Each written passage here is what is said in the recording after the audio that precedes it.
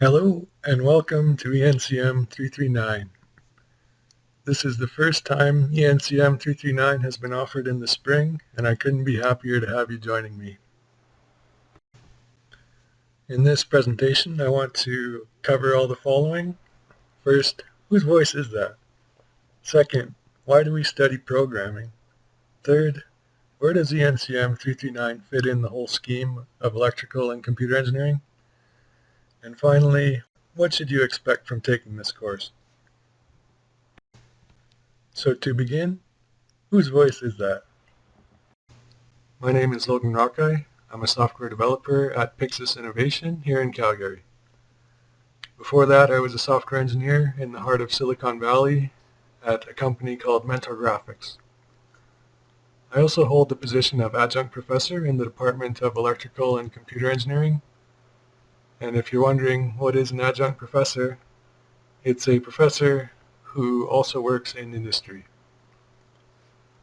I received my bachelor degree in computer engineering at U of C, and during that I took ENCM 339, and believe it or not, the course content hasn't really changed. If you're wondering what I look like, here's a video of me coming from my home to yours, and in case you're wondering, yes, I do always wear this t-shirt. This course is titled Programming Fundamentals, but why do we study programming? Let's start with a question. How many times do you use a computer every day? And computer here is in quotation marks because we don't just mean desktops or laptops, but computers in the most general sense. For example, when you go to the bank to withdraw money from an ATM machine, that's a computer. When you send a text message, hopefully not during my lecture time, that's also using a computer. When we stop and think about how many computers we use every day, it's truly immense. And what do all these computers have in common? They run on programs. Let's focus in on smartphones. You can think of smartphones at two different levels. First, the hardware level, and second, the software level. The hardware provides the smartphone with capabilities, but it's really the software that makes smartphones such a popular device. Here's a graph showing the worldwide market share of smartphones by operating system. As you can see, Android and iOS are the only two that are on the upswing. You can program for iOS and Android using a language very similar to what we'll learn in this course. Once you learn the fundamentals of programming, it really isn't that hard to write your own apps. If that's not reason enough to learn programming, what other reasons are there? Historically, it was true that electrical engineers didn't need to know programming. But nowadays, the average electrical engineer finds themselves spending at least some of their time programming. Even engineers in other disciplines such as mechanical and civil engineering find themselves spending more of their time doing programming. In the figure is an exploded view of an Apple iPad. All of the components would be developed in teams working in collaboration with electrical engineers, programmers, and software engineers. When I worked at Mentor Graphics in Silicon Valley, almost all of the employees were electrical engineers. What's so strange about that, you ask? Mentor Graphics is a software company. That might be an extreme case, but no matter what your discipline, you should expect that programming will be involved in some way. Here's an example from the automobile industry. There are over 100 million lines of code in your car. And what is all that code doing? It's powering the systems such as your airbags, your alarms, your cruise control, and electronic stability control. Here's another one for electrical engineers. Why should I learn programming if I am going to be an electrical engineer? Electrical systems and hardware were designed by hand many years ago, but now hardware is designed using hardware description languages such as VHDL. You will learn to program in VHDL in one of the following courses, ENEL 453. And what if you're a biomedical engineer? Here's the Harvard-MIT Health Sciences and Technology Institute website. It gives several examples of where programming is used in biomedical engineering. MATLAB and C are two different programming languages. We will be learning C in this course. As an example, when somebody gets an MRI scan, many sensors record the amount of radiation that passed through a tissue. These signals are processed using a program. The output of the signal processing program is an image which the doctor can use to make a diagnosis. What about if you're a communication engineer? An example of where programming comes in is for software-defined radio. Software-defined radio is for modern communications. What was typically implemented purely in hardware in the past is now being implemented purely with software. Programmers write programs that need to decide when to transmit and on what channels to transmit. And that's why we're learning programming. Programs are everywhere. GPS, smartphones, computers, ATMs, and 100 other examples of where programs are being used in our everyday lives. Now that we know why we're studying programming, let's take a look and see where ENCM 339 fits in the whole scheme of things. In our department there's 3 programs: electrical engineering, which typically deals more with hardware, software engineering, which deals purely with software, and computer engineering, which deals with both hardware and software equally. Now let's see where 339 fits in the overall program. In your first year here at U of C, you would have taken ENS 233, which was an introduction to C++ and programming. Some of you may be transferring from other universities, where you may have prior programming experience similar to what was taught in ENS 233.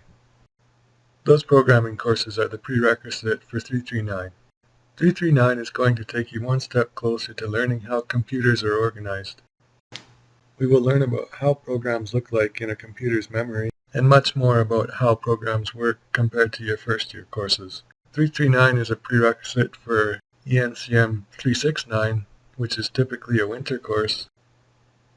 369 takes you right to the hardware level and teaches you how hardware is programmed. Once you're in 3rd and 4th year, many courses will build upon the foundations that we develop here in 339 and in 369. Let's take a closer look at the relationship between 233, 339, and 369. In 233, we had a high-level overview of computer systems. You learned about different components such as operating systems, editors, compilers. You programmed in C++ and learned basic elements of programming such as loops, functions or routines, and file operations. Additionally, you had an introduction to object-based programming and the use of classes. In case you're wondering, we will spend some time to review the topics covered in 233. In 339, we're going to build upon that and learn about pointers and references, memory models, and memory management. All of the topics that will be covered in the course will be presented in the next presentation, which goes through the course logistics. After 339, you'll learn more about how a computer is organized in 369. In particular, you'll learn about how CPUs, buses, and memory interact. You'll also learn the very low-level details of instruction sets, machine code, and assembly language. Now that you know where ENCM 339 fits in, let's take a look and see what we should expect in taking this course. The first thing to notice is that you're watching a video right now instead of attending a lecture. This is part of blended learning. This is the first course in our department that is being taught using the blended learning model. Blended learning combines the traditional classroom learning with online and mobile learning. Studies have shown that blended learning allows students to better learn course material. As a blended learning course, the total number of hours in lecture is reduced. The hours that are taken away from lectures will be used for online learning. This gives you greater responsibility as a student, but it also gives you the flexibility to choose when you study the course material. Another difference is that When you're learning online, you won't have direct access to me, your instructor. To deal with that, we'll build an online community. We will make use of tools such as discussion boards to keep in contact while out of the class. I will monitor the discussion boards and try to answer all the questions as best as I can. You may find another student's question on the discussion board that you can answer. Feel free to help each other out and build our online community. One more thing to take note of in this course is that we will be using a workbook. The workbook will replace traditional lecture notes with fill-in-the-blank questions. This will allow you to focus more on the examples rather than busily writing notes to keep up with me. The workbook is about 100 pages and is available on Blackboard. You should print the course workbook and bring it to every lecture and tutorial. From what we've seen in past offerings of 339, the use of a workbook is effective at increasing students' grades. The workbook is essentially a book with fill-in-the-blank questions to teach you course concepts.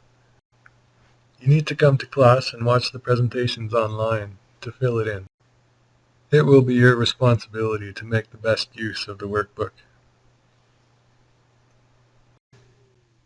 It'll be best to make it a habit to bring your workbook with you to lectures and tutorials. I won't be writing what's in the workbook on the board, so please don't forget. And that concludes this presentation. If you have any questions, comments, or concerns, feel free to email me or make use of our discussion board on Blackboard. You'll also be seeing me quite often on Tuesdays, Wednesdays, and Thursdays in lab, lectures, and tutorial. In the next slide, you're going to see a sample multiple choice question, which will help you reinforce what you should have learned in the presentation. I'll be using these questions to reinforce your learning throughout the course.